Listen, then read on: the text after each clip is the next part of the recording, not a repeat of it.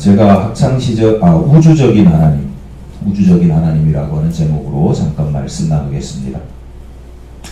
제가 학창시절에 다녔던 교회에 그 교회를 관리하시는 권사님 부부가 계셨어요. 예전에는 사찰이라고 불렀는데요. 부부가 함께 교회에서 필요한 온갖 잡다한 일들을 고장나면 고치고 청소하시고 다 하시는데 특별히 그 당시에 교회에서 그 미니버스 한 25인승 되는 미니버스를 이제 구입을 해서 운영을 했거든요. 그 남편 권사님이 그 버스를 전담해서 운행도 하시고 관리도, 버스는 또 관리를 잘 해야 되잖아요. 평소에 닦고 조이고 기름치고 관리도 늘 교회 마당에서, 늘 보면 교회 마당에서 그 버스 관리하시는 그런 모습을 보여주셨어요. 부부에게는 어린 딸이 있었는데 막 초등학교에 막 이제 입학했으니까 하는 짓마다 예쁘고 참 귀여웠습니다. 딸아이답게 말도 조잘조잘 잘 했는데 어느 날 이제 초등학교 1학년 입학하고 얼마 지나지 않아서 학교에 다녀오면 제가 교회에 있으면 이렇게 하교를 해가지고 오자마자 이제 막 쫑알쫑알 학교에서 있었던 일들을 막 이야기를 하는 거예요. 근데 어느 날 아마 친구들이 학교에서 자기 아빠를 자랑했나봐요. 자기 아빠들을 친구들이 서로 자기 아빠를 막 자랑했나봐요. 근데 자랑한 그 내용이 뭐냐면 우리 아빠 차가 더 좋아 이런 거예요. 그 차 가지고 아빠 자랑을 했는데 자기가 이겼대요. 우리 아빠 차는 버스야 하는 순간 애들이 다 죽었대요. 애들 수준에, 초등학교 1학년 애들 수준에 차가 크면 좋은 거니까. 우리 유리도 그러거든요. 제가 아침에 예배 때문에 데리러 가면 지네 아빠 엄마 차가 훨씬 좋은데 제 차를 타면서 지네 엄마 아빠 차는 하얀색이고 제가 타는 차는 색깔이 있어서 색깔이 있는 차가 좋다고. 애들 수준이 그런가 봐요. 어쨌거나 자기가 우리 아빠는 버스야 하는 순간 자기가 이겼다고 무용담을, 승전보를 아주 당당하게 막 전하는 그 모습을 보면서 얼마나 귀엽고 이쁘던지 한참 웃었던 그런 기억이 있습니다. 마음이 어리고 생각이 어릴 때에는 비교하고 또 우열을 따지고 경쟁하고 또 그 가운데 시샘하는 경우들이 많습니다. 키가 조금 큰 거 가지고 우월감을 가지고 힘이 좀 세다고, 남자애들은 막 팔씨름도 하고 턱걸이 하고 이 팔굽혀펴기 같은 거 하면서 고등학생 때까지 그랬던 것 같아요. 막 힘 좀 세면 우쭐거리고 성적 좀 잘 나오면 교만하고 약한 친구들을 그 가운데 놀리거나 우습게 보기도 하고 어릴 때는 그렇습니다. 더 사랑받고 싶어 하기도 합니다. 얼마 전에 유리에게 제가 물었어요. 유리는 목사님이 유리하고 목사님 딸하고 둘 중에 누구를 더 사랑하는 것 같아? 이렇게 물었어요. 누구를 더 사랑하는 것 같다고 대답했을까요? 유리. 네, 자기를 더 사랑하는 거. 잠깐 고민하더니 자기를 더 사랑한대요. 이제는 지폐도 대충 구별이 가능한 것 같아요. 그래서 얼마짜리인지는 모르는데 비싼 돈, 싼 돈 이렇게 표현하더라고요. 이걸로는 뭘 못 사고 설날에 세뱃돈 많이 받았다고, 자기가 동생 준이보다 더 많이 받았다고 막 흐뭇해하고 자랑하고, 오늘도 원고에 없는 얘기인데 오늘도 또 돈 얘기를 또 했어요. 그래서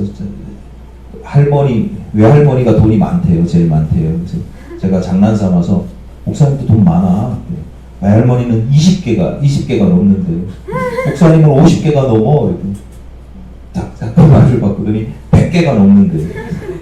그래서 저도 제가 목사님도 100개가 넘어 그랬더니 가만히 보더니 목사님 거짓말이죠. 맞아, 거짓말이야. 어떻게 알았어? 할머니도 저한테 거짓말해요. 할머니는 뭐라고 거짓말해? 할머니 돈 많은데 돈 없다고 해요. 아, 그렇구나. 할머니는 돈이 많은데 돈이 없다고 하는 게 거짓말이고 목사님은 돈이 없는데 돈이 많다고 하는 게 거짓말이구나. 그랬더니 예. 아이고. 우열이라는 게 있죠. 더 좋은 게 있고 기준에 따라서 기준이 다르긴 하지만 더 좋고 나쁜 것들 뭐 있습니다. 더 좋은 것과 좋지 않은 것을 구별하는 모습을 보면 아 기특하기도 하고 귀엽기도 하고 애가 커 나가는구나 그런 생각이 드는 거예요. 애들은 다 그래요. 근데 어른들은 어때요? 제가 볼 때는 비슷해요. 함부로 내색하지 않는 절제력이나 또는 성숙함 이런 게 좀 있을 뿐이지 내면적으로 또 본능적으로 자신도 모르게 내가 비교해야지라고 하는 게 아니라 이미 그렇게 습득되어 와서 매사에 우열을 가지고 봐요. 이 보는 순간부터 내가 저걸 보고 분석하고 우열을 따지는 게 아니라 내가 가지고 있는 판단 기준에 따라서 우열을 가지고 보죠. 내가 아무리 많이 가지고 있어도 더 많이 가진 사람들 앞에서 주눅들기도 하고 조금만 더 좋은 것 가지고 있으면 더 많은 것 가지고 있으면 은근히 자랑하기도 하고 자랑까지는 아니라도 스스로를 자랑스러워하거나 자부심을 가지거나 그 정도. 심지어 남자들은 제가 자주 말씀드리는 얘기인데 남자들은 자기라고 하면 지가 고생한 것도 자랑하잖아요. 군대 가서 이 고생했다 저 고생. 자랑할 게 오죽 없으면 고생한 것까지도 더 많이 고생했다고 자랑하겠어요. 참 유치한데 어른들이 그러는 모습 참 유치한데 극복이 잘 안 되는 것 같아요. 거의 본성인가 보다 싶을 정도로 비교하고 우열을 따지고 그 가운데 자랑하거나 의기소침하거나 그런 것을 드러내지 않아서 그렇지 내면적으로 차라리 드러내는 게 정신건강에 더 좋은가 싶을 정도로 그런 모습들이 있는 것 같아요. 그러니까 애나 어른이나 비슷하다 이런 생각이 듭니다. 오늘은 그래서 어떤 면에서는 좀 유치할 수도 있는 말씀으로 시작해 보려고 합니다. 설교를. 우리가 믿는 하나님에 대한 이야기입니다. 여러분에게 하나님은 어떤 분이세요? 자 보세요. 하나님은 크신 분이에요? 작으신 분이에요? 크신 분이죠. 강한 분입니까? 약한 분입니까? 강하죠. 지혜로우신 분입니까? 아니면 우리 인간들하고 비슷한 수준입니까? 지혜로운 분이시죠. 고민할 필요도 없습니다. 크고 강하고 지혜로우신 분. 더 많이 들 수도 있어요. 근데 세 가지만. 크고 강하고 지혜로우신 분이에요. 그러니까 우리가 신으로 믿고 경배하고 섬기고 순종합니다. 그러면 그 하나님의 크고 강하고 지혜로우심이 어느 정도입니까? 얼마나 지혜롭고 얼마나 강하고 얼마나 크십니까? 나보다 크고 강하고 지혜로운 건 당연한 얘기고요. 그래서 도대체 얼마나 더 크고 얼마나 더 강하고 얼마나 더 지혜로우신 분인가? 이제 동서양이 좀 다르긴 하지만 성경의 시대에 서로 다른 종족들, 부족들 또는 민족들이 전쟁을 하면 대부분의 경우에는 각자 그 부족들이 믿는 자신들이 믿는 자신들의 신에게 신의 뜻을 물었습니다. 정을 쳤어요. 중국도 그렇잖아요. 하상주, 하나라, 상나라, 주나라. 옛날에는 상나라, 지금 하나라는 저게 전설인지 역사인지 모르겠어. 이렇게 보고 있는데 하상, 상나라도 저 전설일 거야 그러다가 실제로 역사 속에 있었던 나라라고 증명됐던 가장 그걸 잘 증명해주는 거가 이제 갑골 문자잖아요. 갑골문이 여기 거북이 등껍질에다가 이렇게 형상 같은 걸 새긴 건데 그게 뭐냐면 점 치는 거예요. 점 치는 거예요. 점을 이렇게 해갖고 불 붙여가지고 어디로 갈라지느냐 가지고 점을 쳤단 말이에요. 고대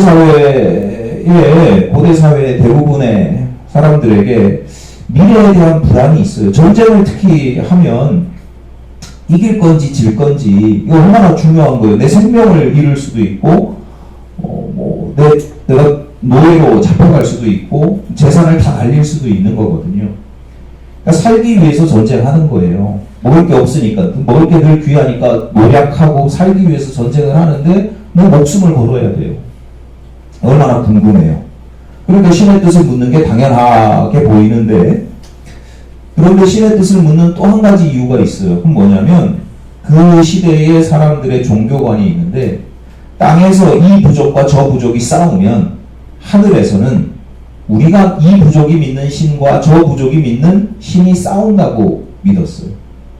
그러니까 땅에서의 전쟁에서 승패는 어디에서 결정나요? 하늘에서 신들의 싸움에서 결정이 나는 거예요.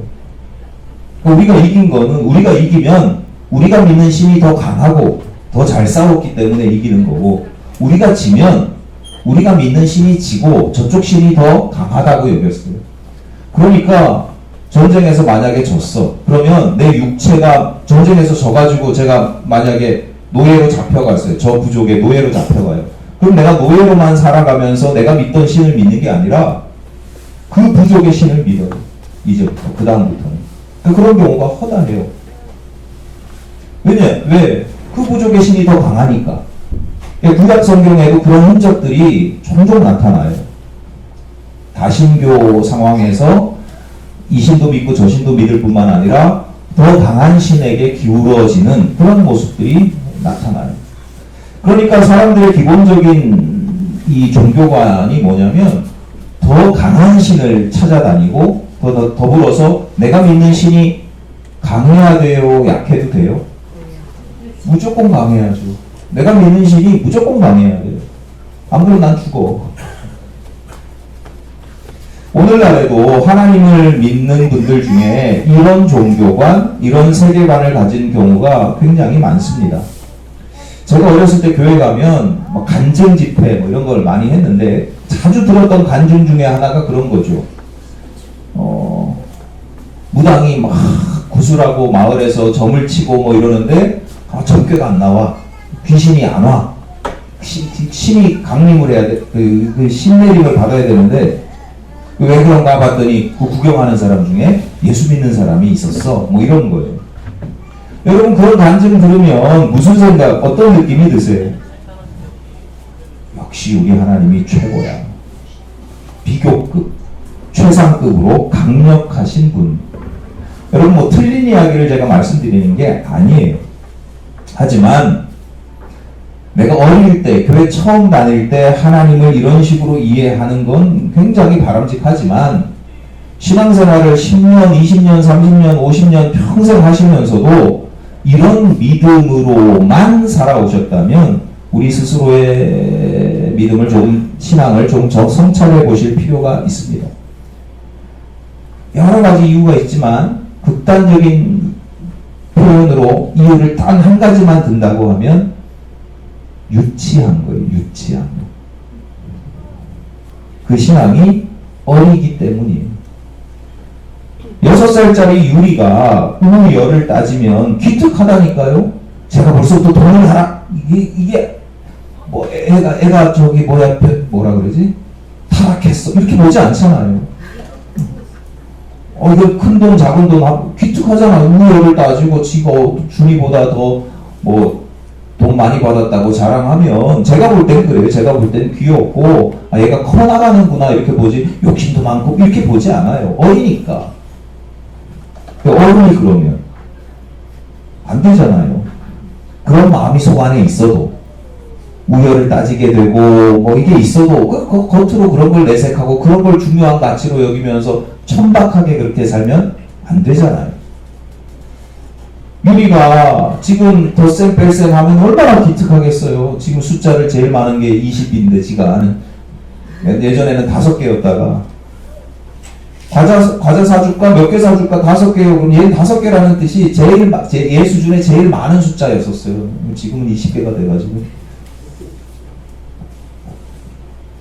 그러니까 그런 게 기특하죠. 근데 얘가 5년이 지나도 계속 덧셈 뺄셈만 하고 곱셈 나눗셈도 해야죠. 나중에는 확률 통계 할 줄 몰라도 미분 적분이라는 게 있다더라. 이런 거 가야지.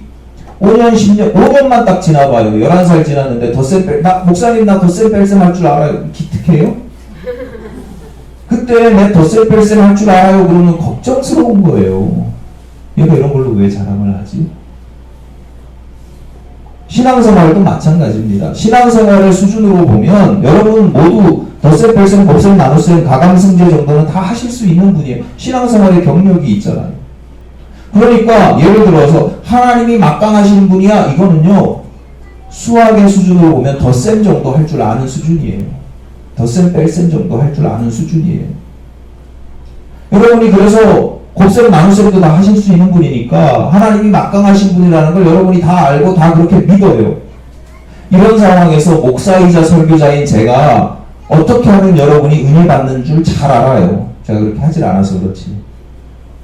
어떻게 하면 은혜 받느냐? 우리 목사님 우리 목사님. 우리 하나님 강력하신 분입니다. 강하신 분입니다. 이런 일도 하시고요. 저런 일도 하셨습니다. 막 그런 이야기 하면 하나님께서 이기셨고 하나님께서 나로 하여금 이기게 하셨습니다. 무슨 일이 있었는데요? 하나님께서 이기게 하셨습니다. 할렐루야. 그럼 다 아멘이에요. 내가 알고 있는 얘기 하니까. 영화나 드라마만 보더라도 주인공이 악당을 막 물리치면 얼마나 통쾌합니까? 아주 요즘 빌런이라고 표현하던데 아주 나쁜 악역을 맡은 사람들 있잖아요. 그런 사람들은 시골 장터에 못 간다며요. 할머니들이 막 등짝을 때려가지고. 우리 하나님이, 내가 믿는 하나님이 그렇게 악당을 물리치고 이겼다 그러면 얼마나 신나는 일이에요. 통렬한 일이에요. 악과 저주와 시험을 이기고 승리하셨다. 나로 하여금, 내 신앙의 동지들로 하여금 승리하게 하셨다. 참 은혜, 신나는 일이죠. 교회 표현으로 하면 은혜 받는 거예요. 제가 여러분 은혜 받게 할 줄 안다니까요. 역시 내가 믿는 하나님 짱이고 내가 신앙생활 잘하는 것처럼 보이거든요. 그래서 제가 안 하는 거예요. 그런 이야기. 여러분 오해하지 마세요. 틀렸다는 게 아니고 그런 은혜도 받으셔야지. 그런 은혜도 자주 받으셔야 합니다. 여러분이 곱셈 나눗셈 할 줄 안다고, 분수 나눌 줄 안다고, 분수 뭐 할 줄 안다고 또 덧셈 뺄셈 안 하는 게 아니잖아요. 여러분 한번 하루의 생활 중에 내가 수학을 뭘 가장 많이 사용하냐 하나 보세요. 덧셈 뺄셈이지. 내가 오늘 얼마 썼고 얼마 벌었고 얼마 벌었는데 얼마 나갔고 다 덧셈 뺄셈이에요. 곱셈 나눗셈 할 줄 안다고 그거 안 하나? 그냥 우리 일상 속에 다 녹아 있는 거예요. 그러니까 하나님이 강하신 분이라고 하는 걸 믿고 그 은혜를 누리고 살아가는 너무 당연한 거라니까요. 그런데 우리가 살아가는 세상은 덧셈 뺄셈으로만 살 수 없는 것처럼 우리가 살아가는 세상은, 우리 인생은 그런 드라마나 영화처럼 그렇게 단순하지가 않아요. 세상, 하나님의 섭리도 그렇게 단순하지 않아요. 만약에 그렇게 단순하다고 하면 예수께서 십자가에 달리실 이유가 없잖아요. 아니, 말씀 한마디로 세상을 창조하신 하나님께서 인류의 죄 때문에 당신의 독생자 예수를, 아들을 십자가에 달려서 희생시켜? 아니, 그냥 말씀 한마디로 용서하시면 되는 거 아니에요? 세상도 창조하시는데 그래, 용서해줄게. 그럼 끝나는 거죠. 전지전능하신 하나님께서, 막강하신 하나님께서 뭘 구속이라는 건 이제 구원하시는 거, 대속하시는 거, 무슨 구속 뭐 이런 걸 가요. 그냥 구원하시면 되지. 말씀 한마디로 하시면 되지. 뭘 귀찮게 복잡하게 아들까지 십자가에 달려서 3년 동안 공생의 기간을 살게 하시고 뭐하러 그렇게 해요. 야, 나 무죄 이러면 되죠. 안 그래요? 막강하신 하나님이라며요. 크신 하나님이라며요. 전지전능하신 하나님이라며요. 여러분 실제로 기독교 2000년 역사 속에서 이런 점을 문제 삼는 이들이 종종 수시로 계속 지속적으로 등장했어요. 예를 들어서 이런 겁니다. 예수께서 십자가에 달리셨다, 달려 돌아가신 것은 가짜라는 거예요. 가현설이라고 하거든요. 그러니까 홀로그램처럼 그 가짜 모양을 이렇게 딱 십자가에 달린 것처럼 보였다. 왜 가현설을 주장을 해요? 가짜다.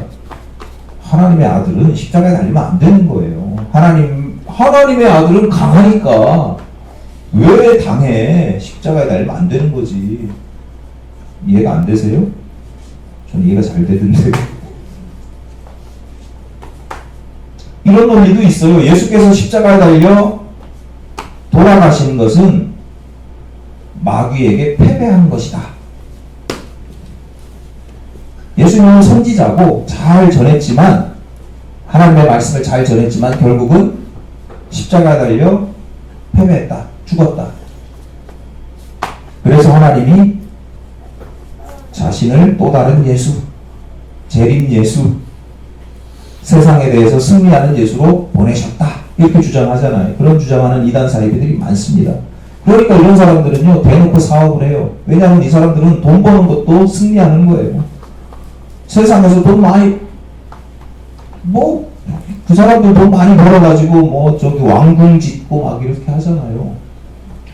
우리가 볼 때는, 그런 왕궁 짓고 막 돈 많이 벌고 이런 모습만 봐도, 저건 하나님의, 이러는데 그 사람들은 하나님이 복 주시고, 자기가 막강하신 하나님의 능력을 가지고 승리한다고 믿는 거예요. 세상을 이기는 여러 방법 중에 하나니까요. 어쨌거나 왜 이런 일들이 벌어지느냐? 하나님이 강력하시다고 하는 믿음만 있는 것이고, 하나님은 강력해. 이게 어떤 식으로 왜곡되냐면, 그러니까 강력한 건 하나님이야. 이렇게 되는 거예요. 하나님이 강력하신 것과 강력함으로 하나님이 되는 건 다른 건데, 그걸 똑같이 동일시해서 본단 말이에요. 이단이나 사이비만의 문제가 아닙니다. 기존 교회 성도들도 크게 다르지 않아요. 그런 기존 교회 성도들이 다르지 않으니까 이단이나 사이비들이 그 틈을 파고들고 성장을 하는 겁니다. 성도가 성공해서 큰 돈 벌면 하나님께서 축복하신 거죠. 그럴 수 있어. 거기까지는 괜찮아. 성도가 사업해가지고 돈 많이 벌면 하나님께서 축복하신 거다. 그럴 수 있다고 쳐요. 그럼 그 다음에 어떻게 나아가냐? 야, 저 사람은 하나님께서 축복하셔서 저렇게 돈을 많이 벌 정도로 믿음이 좋은가 봐. 믿음이 좋아. 이렇게 되는 거예요. 반대로 망하거나 아프면 하나님께서 벌을 내리셨다고 여기기도 하고, 고난이나 시험이라고 하지만 저 사람 무슨 죄 지은 거 아니야? 우리가 살다 보면요, 가까이 있는 사람, 허물 없는 사람이 어디 있어요? 다 조금씩 있거든요. 그럼 또 문제 생기면 저 지난번에 저 짓거리 하더니 저렇게, 그런 거예요. 이게 뭡니까? 몸이 아프고 일이 잘 안 풀리면 물론 자신을 돌아보고 성찰하는 기회로 삼아야죠. 회개할 것도 회개해보고, 하나님께서 좀 멈춰봐라 라고 하실 수 있으니까요. 회개한다고 사업이 잘 풀립니까? 사업을 잘 하시는 건 사업을 잘 해야 돈 버는 건 사업을 잘 해야지. 여러분 신앙생활 잘한다고 돈 못 벌어요. 아니, 기독교 신앙에 너무 무속적인 신앙이 너무 많이 들어와 있어요. 생각해보세요. 여러분이 하나님의 뜻에 따라 의롭고 선하게 그렇게 살면 세상에서 잘 먹고 잘 살겠어요? 고생하고 힘들겠어요? 모르겠어요?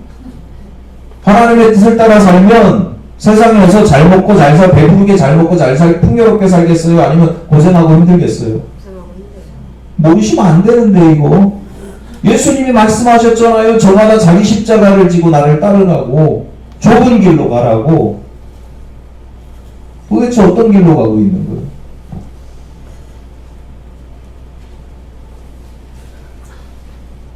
예수님께서 넓은 길로 가지 말라고, 거기 사망의 문이 있다고. 그 성도들이요, 넓은 길을, 사람들이 많이 다니는 그 길을 축복으로 여긴다니까요. 그 길로 가요. 오늘 본문은 창세기의 시작, 그리고 성경의 처음 부분입니다. 본문 1절, 이 정도는 다 외우셔야죠. 1절이 이렇게 시작합니다. 태초에 하나님이 천지를 창조하시니라. 성경은 그 시작부터 첫 문구, 여러분이 나중에 무슨 글을 쓰거나 뭘 하여튼 만드실 때 제일 힘든 부분이 어디예요? 시작을 어떻게 하느냐가 제일 힘들어요. 제가 설교를 매주 쓰잖아요. 시작이 힘들어요. 시작이 엄청 고민해요. 성경이 제일 시작이 태초에 하나님이 천지를 창조하시니라, 이 시작이라는 것만으로도 굉장히 의미 있고 중요한 이 구절이에요. 복잡하니까 다 제껴두고, 성경은 그 시작부터 무엇을 이야기하냐면 우리 하나님이 우주적인 하나님이다, 우주적인 신이다 라고 이야기를 하는 거예요. 여기서 우주라고 하는 건 저 스페이스가 아니에요. 대기권 너머에 있는 저 우리 우주 공간을 이야기하는데 우주가 아니에요. 우리가 우주를 그런 식으로 이 과학 문명이 발달한 이후에 우주라고 하면 저 하늘 위에 그 공간을 우주라고만 생각을 하는데, 우주라고 하는 말에 국어 사전을 찾아보시면 기본 의미로 뭐라고 되어 있냐면 무한한 시간과 온갖 사물을 포괄하는 공간 이렇게 되어 있습니다. 무한한 시간과 온갖 사물을 포괄하는 공간, 시간과 공간의 모든 것이 우주라는 뜻의 기본 의미예요. 그 기본 의미를 가지고 저 스페이스, 대기권 바깥의 그 공간을 비유적으로 표현하는 거예요.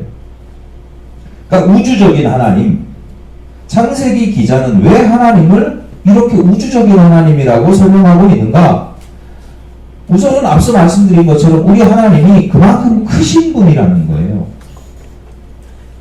고대 사회, 여호와 신앙이 등장하기 시작하는 그 고대 사회에서 대부분의 신들은요, 앞서 말씀드렸듯이 부족 신이에요. 민족 신이에요. 종족의 신이에요. 지역적으로도 주로 제한을 받아요.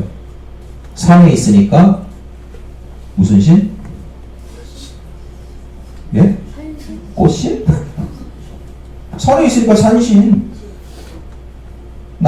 산에 있으니까 산신이잖아요. 강에 있으니까 강의 신, 들에 있으면 들의 신, 물 속에 있으면 물귀신. 뭐 그런 거예요. 못 벗어나요. 지역적으로도 제한을 받아요. 기능적으로는 농사 잘 되게 하는 신. 주로 그래요. 농사 잘 되게 하는 신. 출산을 많이 하게 하는 신. 병 고치는 신. 물론 애굽의 태양신 뭐 이런 것처럼 범위가 좀 넓은 영역이나 기능의 범위가 좀 넓을 수는 있어요. 그런데 하나님과는 비교가 안 돼요. 왜냐하면 창세기에서 하나님은 어떤 분으로 딱 처음부터 규정을 하냐면 그 모든 시공간을 만드신 분. 그러니까 그 모든 시공간 안에 있는 어느 사물이나 어느 시간이 아니라 모든 시공간을 만드신 분이란 말이에요. 태초에 라고 하는 것은 하나님께서 어느 시점에 시작에 뭔가를 만드셨다는 게 아니라 하나님께서 태초, 즉 처음을 시작하셨다 이런 뜻이에요. 그러니까 철학적으로 또 물리학적으로 아주 이 재능이 아주 연구 성과가 엄청 많은 학자들도요, 이 시간과 공간에 대한 개념을 철학적으로도 신학적으로도 물리학적으로도 잘 규정을 못할 정도예요. 그래서 우주적인 신이에요. 우주라는 거예요. 그러니까 그런 복잡하고 저도 잘 몰라요. 그 사람들도 모르는데 제가 어떻게 알겠습니까? 시공간에 대한 무슨 철학적 이런 이야기를 말씀드리는 게 아니고 목사인 저는 어쨌거나 신앙 고백적인 의미로 말씀을 드리자면 시간이든 공간이든 이 세상의 일부가 아니라 이 세상 전부를 만드시고 시작하신 분이라고 하는 믿음의 고백, 이게 중요하단 말이에요. 창세기가 그렇게 시작한단 말이에요. 오늘 유리 얘기 많이 하는데 얼마 전에 제가 유리에게 물었어요. 유라, 유리는 엄마를 얼마나 사랑해? 얼마만큼 사랑해? 그랬더니 어떻게 대답하냐면 두 팔을 힘껏 자기가 벌릴 수 있는 만큼 힘껏 벌려서 이만큼 사랑한대요. 제가 장난기가 좀 있거든요. 애게 그것밖에 안 돼. 그랬더니 얘가 갑자기 막 놀라더라고요. 자기 딴에는 그렇게 하면 어른들이 다 엄청 사랑하는구나 이렇게 생각할 때 했는데 제가 그것밖에 안 돼. 근데 실제로 그렇잖아요. 지가 아무리 팔을 벌려서 이만큼 해봐야 팔도 짧은데 아직 머리는 크죠. 애들이 머리는 크고 팔이 짧으니까 얼마나 귀엽긴 합니다만 이거만큼밖에 안 돼요. 그래서 제가 애게 그만큼밖에 안 돼. 그랬더니 당황하는 모습 제가 보고 또 한참 웃었죠. 그런 게 재밌어가지고. 유리가 생각하는 가장 크다고 하는 큰 범위하고 제가 생각하는, 제가 또 아는, 제가 느끼고 살아가는 가장 큰 건 또 다르죠.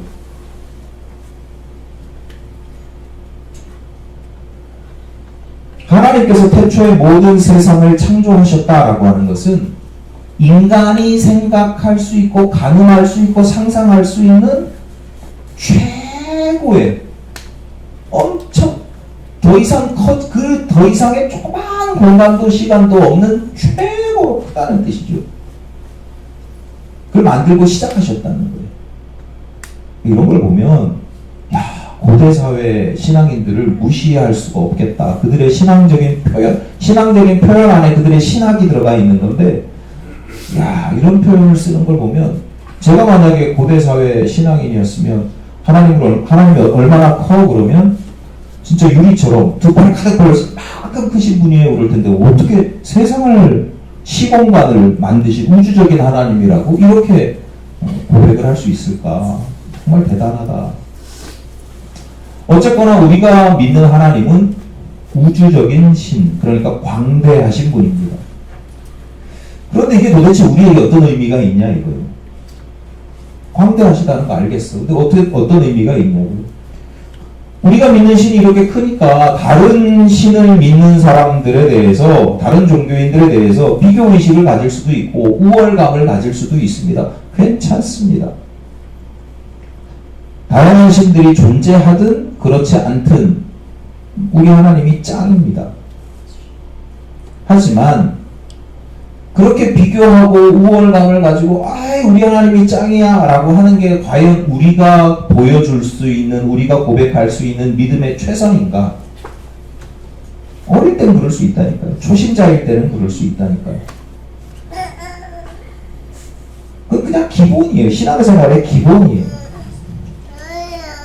나아가서 유치할 수도 있어요. 초신자는 그런 하나님을 자랑할 수 있어요. 그러나 신앙의 연륜이 깊으신 분들은 조금 달라야 된다. 곱셈 나눗셈 정도는 할 줄 알아야 된다. 우주적인 하나님이라고 믿는, 고백하는 그 믿음의 고백이 가지는 훨씬 중요한 의미들이 있고 다양한데 오늘은 그 중에서 단 한 가지만 딱 말씀드리겠습니다. 우주적인 하나님이라는 게 갖는 의미는 우리 하나님 짱 커, 최고로 커, 그것만이 아니라 여러 가지 신학적인 의미가 있는데 그 중에 한 가지는 초월하신 분이라는 거예요. 초월. 아주 쉽게 말씀드려서 우리와 같아요, 달라요? 달라요. 격이 달라요. 조금 다른 게 아니라 아주 많이 달라요. 우리는 하나님께서 창조하신 시공간 안에 존재하는 인생이에요. 하나님은 그 시공간을 창조하셨어요. 우리는 그 시공간 안에 아주 잠깐 있다가 가요. 지구 나이가 뭐 몇십억 년이래네요. 100년도 못 살 것들이 뭐 이런 얘기 하잖아요. 잠깐 있다가 가거든요. 하나님은 영원하신 분이에요. 그러니까 그걸 영원이라는 단어로 시간을 쓰자면 영원하신 분이에요. 그러니까 우리가 많이 달라요. 하나님은 그러니까 우리가 생각하고 상상할 수 있는 범주 안에, 우리가 직접 살아가고 이런 걸 떠나서 우리가 상상하고 생각할 수 있는 범주 안에 계시는 분이에요.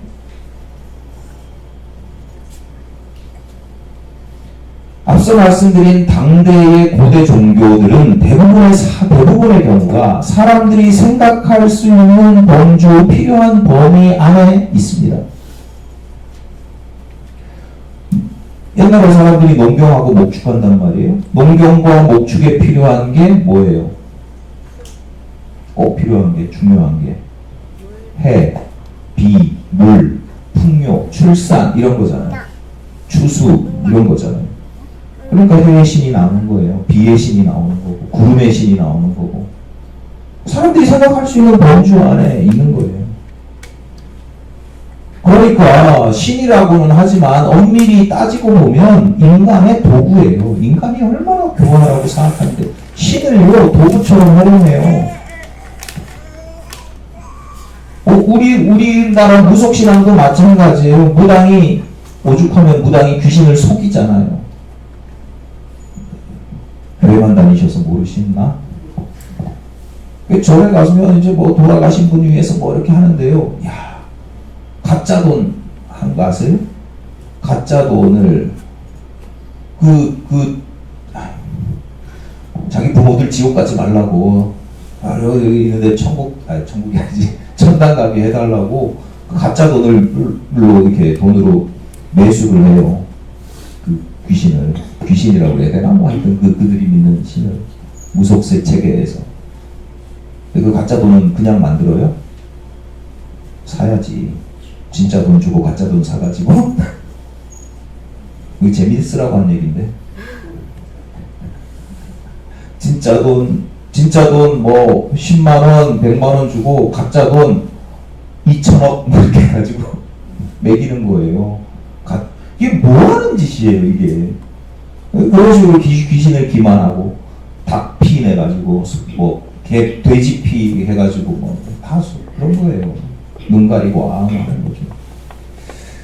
앞서 제가 계속 반복해서 하나님이 가장 강하시다고 자랑하는 것이 유치한 믿음일 수 있다라고 말씀드리는 이유이기도 해요.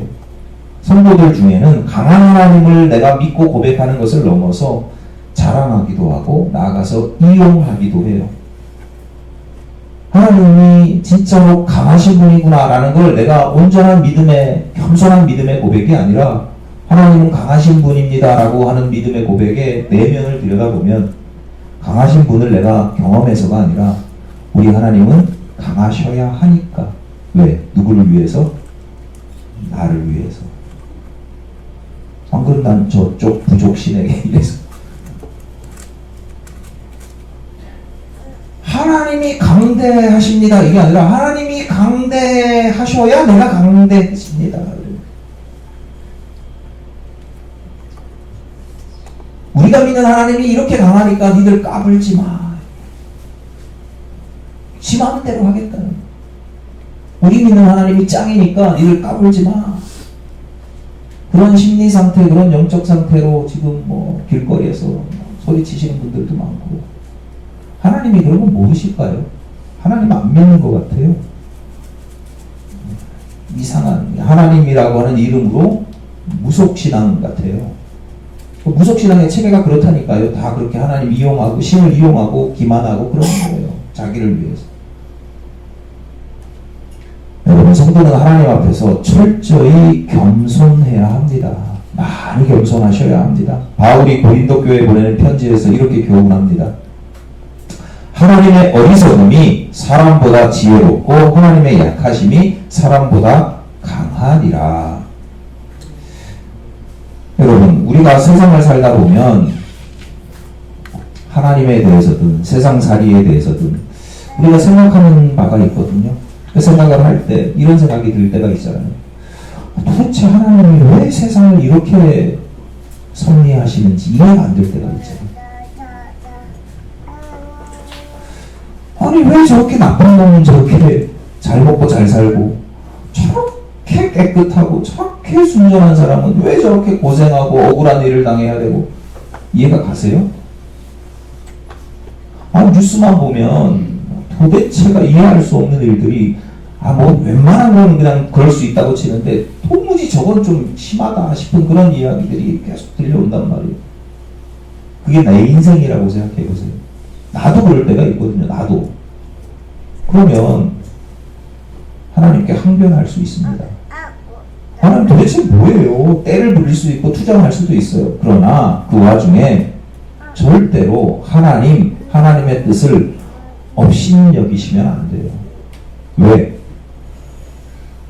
우리는 하나님과 1대1로 세상 말로 다이다이로 비교할 수 있는 존재가 아니라니까요. 하나님은 완전히 초월적이신 분이고 우리는 그냥 시공간에 잠깐 이 우주 공간에서 눈곱만큼도 모래만큼도 아닌 시공간을 잠깐 살아가는 존재가 구약 성경에 그런 표현들이 있어요.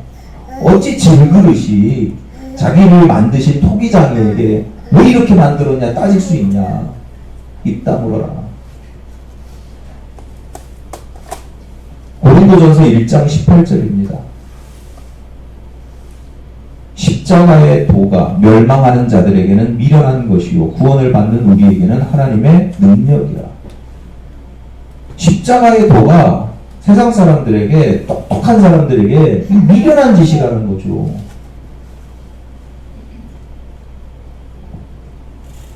고린도전서 1장 21절입니다. 하나님의 지혜에 있어서는 이 세상이 자기 지혜로 하나님을 알지 못함으로 하나님께서 전도에 미련한 것으로 믿는 자를 구원하시기를 기뻐하였도다.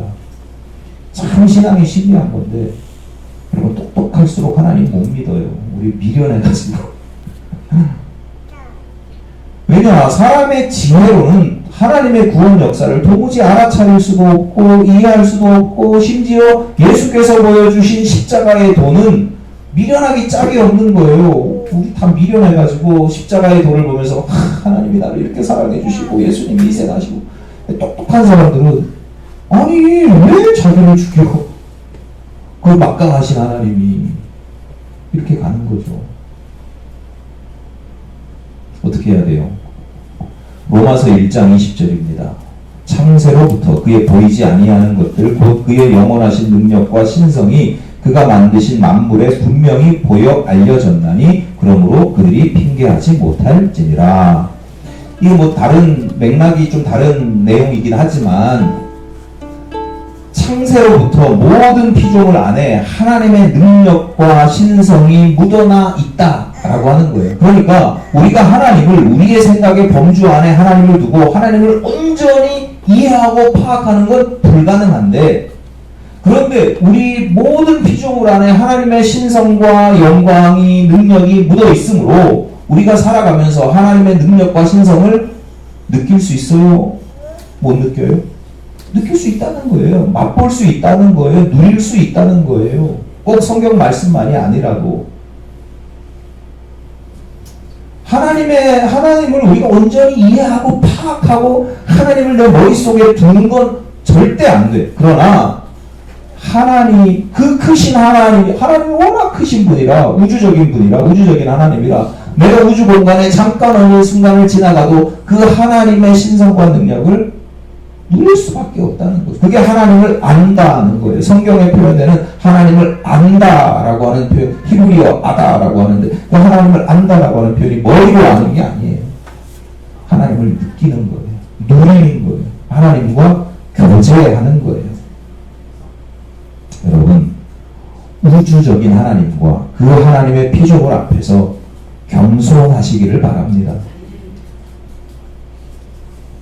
절대로 하나님을 도구로 삼으려고 하는, 하나님을 내 머릿속에 두고 하나님은 이래야 돼, 저래야 돼, 하나님은 강력해야 돼, 하나님을 절대로 도구로 삼으려고 하는 교만한 마음이 내 안에 자리 잡지 못하도록 여러분의 마음을 잘 헤아리실 뿐만 아니라 철저히 아주 짧은 시간이지만, 내가 아주 참 미약한 존재지만 철저히 하나님의 신성과 능력이 묻어나는 삶으로, 그래서 하나님의 도구로서 온전히 사용되시기를 간절히 바랍니다.